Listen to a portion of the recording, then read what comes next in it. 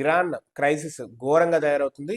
Iran real అనేది US dollar కి, యూరోకి, pound కి అన్నిటికీ మొత్తం కొలాప్స్ అయిపోయింది. అగైనెస్ట్ గా కొలాప్స్ అయిపోయింది. అక్కడ ఈ గొడవలు జరుగుతూ ఉన్నాయి. వందల్లో చనిపోతా ఉన్నారు. ఇది ఇక నాకు తెలిసినంత వరకు మాస్కోకి వెళ్ళిపోతాడు, ఖమేనీ రెజం పూర్తయిపోతుంది అని అయితే నేనైతే అనుకుంటున్నాను. This is a work of both CIA and Mossad. Background లో ఉండి చేయించారు. మొన్న న్యూక్లియర్ సైట్స్ లో యుఎస్ బాంబింగ్ చేసిన తర్వాత కామ్ గా ఉండి ఈ 4-5 months లో వర్కౌట్ చేసి ఇప్పుడు ప్రొటెస్ట్స్ కింద ఖమేనీ రెజం కి అగైనెస్ట్ గా బ్యాక్గ్రౌండ్ లో చిన్నగా చేసుకుంటూ ఒకేసారి like it's like a blow for him. Actually 10 days లోనే ఘోరంగా అయిపోయింది. చాలా మంది చచ్చిపోయారు.